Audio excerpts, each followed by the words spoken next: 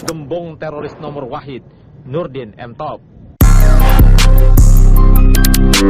Penyergapan Nurdin M. Top sudah terlihat sejak pukul 10:30 Rabu malam.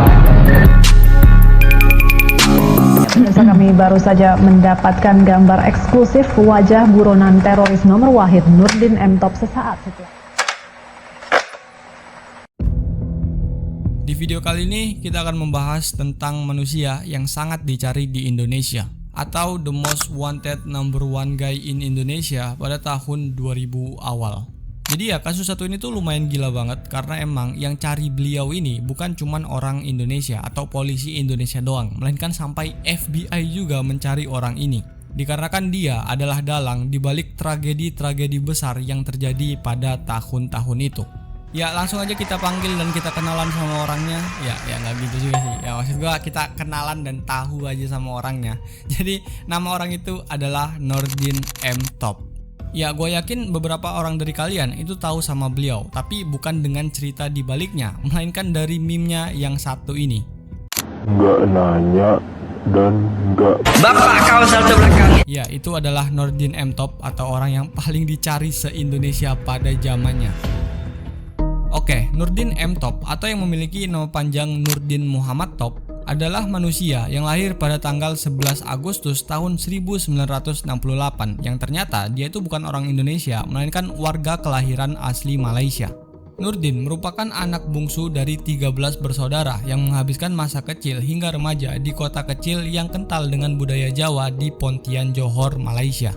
Nurdin sendiri memiliki latar belakang pendidikan akuntansi dari University Teknologi Malaysia atau yang lebih dikenal sebagai UTM. Awal mula dia terpapar radikalisme adalah saat dia sedang mengambil gelar sarjana di tahun 1995. Pada saat itu, Nurdin bersama dengan Dr. Azahari atau yang nama panjangnya adalah Azahari Husin menjadi murid dari orang besar bernama Abu Bakar Ba'asyir yang dimana dia adalah tokoh organisasi Majelis Mujahidin di Indonesia. Bagi kalian yang nggak tahu, MMI atau Majelis Mujahidin di Indonesia adalah organisasi payung yang menaungi berbagai kelompok Islamis di Indonesia. Organisasi ini memiliki tujuan untuk menegakkan syariat Islam di negara Indonesia, yang dimana organisasinya sendiri sudah dianggap sebagai teroris oleh Amerika Serikat pada tahun 2017. Balik lagi ke Bang Nurdin, yang dimana dia pernah mengajar di salah satu madrasah yang ada di Jawa Tengah pada tahun 1992. Yang dimana madrasah tersebut akhirnya ditutup pada tahun 2001 dikarenakan menjadi basis gerakan bawah tanah Jemaah Islamiyah. Jadi ya, JI atau Jemaah Islamiyah adalah sebuah organisasi militan Islam yang berasal dari Indonesia yang memiliki tujuan yang sama dengan yang tadi, yaitu untuk mendirikan sebuah negara Islam raksasa di wilayah-wilayah yang sudah ditentukan. Pemimpin dari organisasi ini itu adalah orang yang sama, yaitu Abu Bakar Ba'asyir yang tadi. Yang dimana cerita akhir dari Jemaah Islamiyah sendiri itu dibubarkan pada tahun 2024 kemarin di Bogor. Ya, mungkin sorry banget gue harus ngeceritain latar belakangnya dulu yang lumayan panjang sebelum ke orangnya langsung atau Nurdin M. Topnya langsung, karena emang menurut gue ini tuh bakalan penting nanti sebagai alur ceritanya di kedepannya ini coy. Tapi ya langsung aja, mungkin kalian sudah bertanya-tanya kenapa seorang Nurdin M. Top bisa dicari di satu Indonesia bahkan sampai FBI juga. Jadi ya, Nurdin M. Top adalah sebuah pemimpin gembong teroris yang bertanggung jawab atas berbagai aksi teror di Indonesia, mulai dari bom malam Natal tahun 2000, bom Marriott tahun 2003, dan bom Kedubes Australia pada tahun 2004. Jadi ya, kita mulai dulu dari pengeboman malam Natal Indonesia pada tahun 2000. Jadi ya, tragedi tersebut adalah salah satu tragedi terparah yang pernah terjadi di negara Indonesia. Pada saat itu, lebih tepatnya pada malam Natal tanggal 24 Desember tahun 2000, terjadi serentetan serangan bom di sejumlah gereja di Indonesia. Yang dimana nggak cuma terjadi di satu kota atau satu gereja aja, melainkan terjadi di 7 kota dan banyak gereja. Yang dimana terjadinya itu di kota Batam, Pekanbaru, Jakarta, Pangandaran, Bandung, Mojokerto, dan Mataram. Dan ada kurang lebih sekitaran 20 gereja yang terkena di kota-kota tersebut. Untuk serangannya sendiri itu diduga dilakukan oleh kelompok Jamaah Islamiyah atau JI yang baru aja udah aku jelasin tadi. Tapi orang yang sangat dicap atau salah satu otak dari rentetan tragedi ini adalah Nurdin M. Top itu sendiri. Lanjut lagi ke bom Hotel JW Marriott pada tahun 2003. Ini adalah salah satu kasus dari Nurdin M. Top lakukan yang dimana membuatnya menjadi buronan FBI. Jadi ya, pada hari Selasa tanggal 5 Agustus tahun 2003, ada mobil dengan merek Toyota Kijang melaju dan menabrakkan dirinya di Hotel JW Marriott. Mobilnya sendiri dikendarai oleh orang dengan nama Asmar Latinsani, yang dimana setelah dia tabrakan di hotel tersebut, ada sebuah telepon seluler yang memicu ledakan dari dalamnya. Jadi ya kayak di film-film gitu coy, dia tuh ngeledakin atau ngedetonate bomnya pakai telepon seluler. Pria berusia 28 tahun tersebut mati mengenaskan setelah mobil yang dia tumpangi diledakkan melalui telepon seluler yang ditemukan di lokasi kejadian.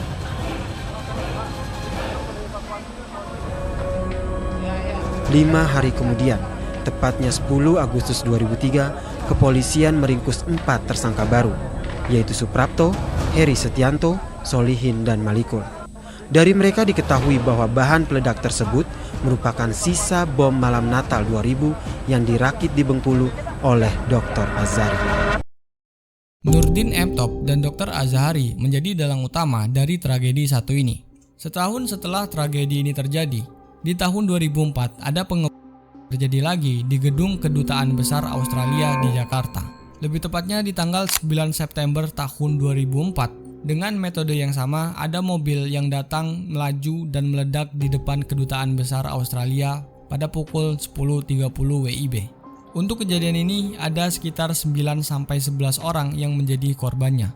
Maksud kami Jalan HR Sunasaid Kuningan, Jakarta Selatan yang terletak di depan gedung. Sudah ya, dengan yang bagus. Pertama yang harus dilakukan. Tampaknya memang beberapa insiden yang terjadi, beberapa luput dari pengamatan intelijen sehingga terjadi dan tidak bisa diantisipasi.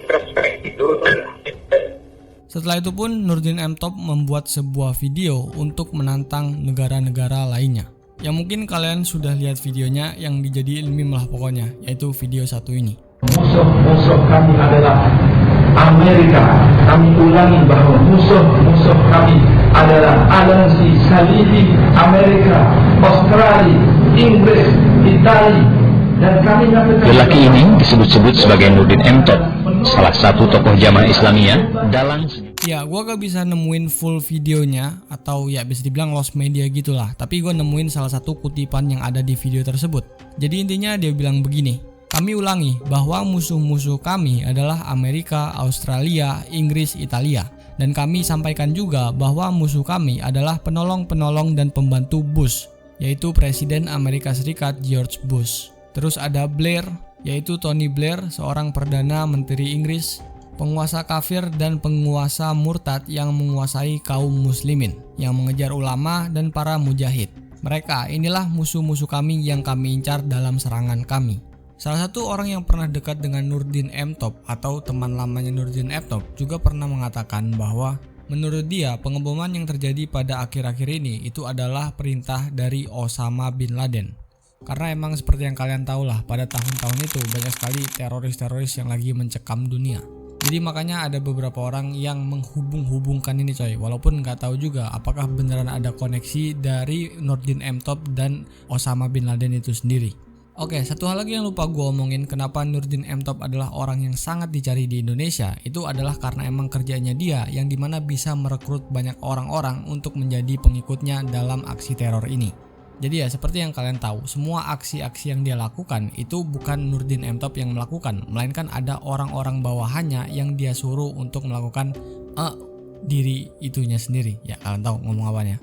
Dan Dr. Azhari lah yang membuat bomnya itu. Jadi kayak mereka berdua ini tuh bekerja sama dalam satu bidang, walaupun ada sedikit cerita yang berbeda dari dua sisi gitu. Jadi ya bisa dibilang Nurdin M. Top itu sendiri adalah orang yang pinter ngomong coy. Jadi bisa menghasut orang-orang untuk mengikutinya. Oke, ini lost media lagi, tapi ada salah satu ceramah dari Nurdin M. Top yang ada di online tersebar. Tapi ya sayangnya ini tuh lost media, jadi gue nggak bisa tahu gimana ceramahnya dan ya gimana suaranya Nurdin M. Top segala macam. Tapi pernah ada dulu disebarkan di Facebook. Yang dimana rata-rata dari sinilah dia mulai mendoktrin orang-orang dan merekrut orang-orang untuk menjadi pengikutnya. Yang dimana ini membuatnya dia menjadi orang yang paling dicari se-Indonesia coy. Karena emang cara ngomongnya yang sangat pintar membuat orang-orang terhasut gitu. Menurut seorang pakar alam bawah sadar, hanya cukup 6 bulan saja mendoktrin pemuda seperti Nana Maulana dan Dani Permana untuk mau melakukan bom bunuh diri. Janji masuk surga, salah satunya. Berjuang melawan Amerika itu bisa masuk surga, dan cita-cita mulia manusia semua masuk surga, itu sudah menjadi top priority, dan itu aja sebenarnya doktrinnya, sehingga mereka pikir mereka bentar lagi masuk surga. Jadi ketenangan itu tercapai, dan untuk menguji ketenangan itu mereka menggunakan video. Dari body language itu dia bisa bilang ini udah siap. Setelah video dari Nurdin M. Top itu keluar, polisi Indonesia sangat waspada dan mulai mencari Nurdin M. Top dan gerombongannya. Pada tahun 2005 ada operasi besar-besaran, yaitu penyergapan oleh Satuan Khusus Anti Terorisme yang bernama Densus 88. Pada saat itu, tempat persembunyian yang mereka tinggali diketahui berada di Kota Batu, Malang. Pada tanggal 9 November tahun 2005, penyergapannya pun dimulai.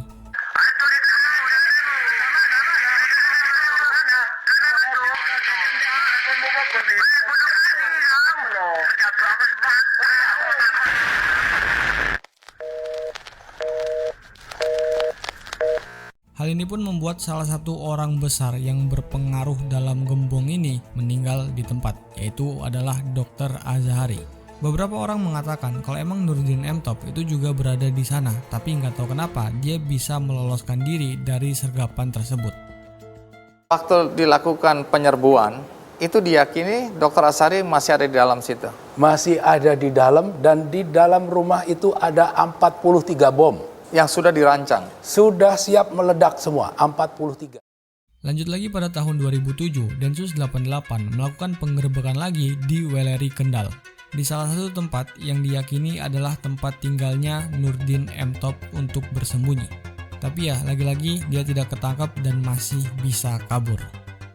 Akhirnya lanjut lagi ke tahun 2009. Nurdin M. Top tidak kapok begitu saja, dia malah melakukan aksi lagi pengeboman di salah satu hotel Jakarta.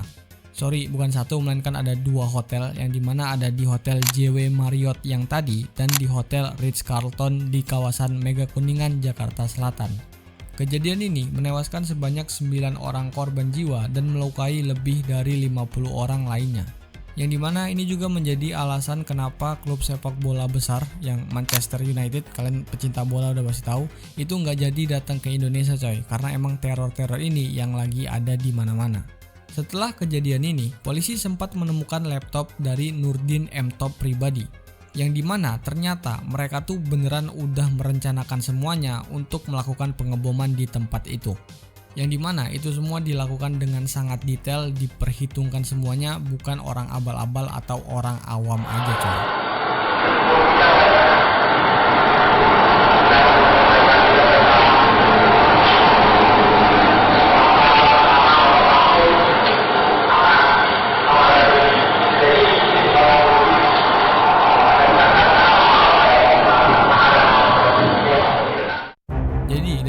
Kita udah bisa lihat kalau emang Nurdin M. Top itu adalah orang yang sangat berbahaya, karena emang dia beneran punya otak yang pintar dan bisa menghasut orang-orang untuk mengikuti kemauannya itu, yang sangat gila banget coy. Dikarenakan Nurdin M. Top makin melunjak, FBI dan polisi Indonesia mulai mencarinya dengan intens lagi nih coy. Bahkan ada beberapa orang yang bilang kalau emang kepala Nurdin M. Top itu dihargai sampai 1 miliar rupiah coy, yang membuatnya menjadi orang yang beneran paling dicari se-Indonesia lah ini orang ini. Akhirnya Densus 88 melakukan penyergapan lagi di Temanggung, Jawa Tengah pada tanggal 8 Agustus tahun 2009. Pada penyergapan ini, Nurdin M. Top pernah diduga sebagai salah satu korban yang tewas di sana. Namun ternyata mereka salah orang, tapi tetap aja dia adalah salah satu pelaku teroris juga yang bernama Ibrahim. Dan akhirnya sebulan setelah itu, lebih tepatnya di bulan September tanggal 17 tahun 2009, Densus 88 melakukan penyergapan lagi di Kampung Kepusari, Mojosongo, Jebres, Surakarta, yang dimana Nurdin M. Top menjadi salah satu orang yang tewas dalam penyergapan ini. Kami baru saja mendapatkan gambar eksklusif wajah buronan teroris nomor wahid Nurdin M. Top sesaat setelah ditembak mati tim Densus 88 dalam penggerebekan di Solo, Jawa Tengah.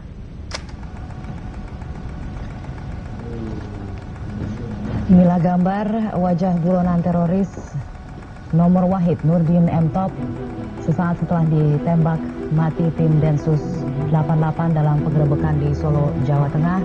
Gambar wajah ini sangat mirip dengan gambar wajah Nurdin yang dipampang di tempat-tempat umum.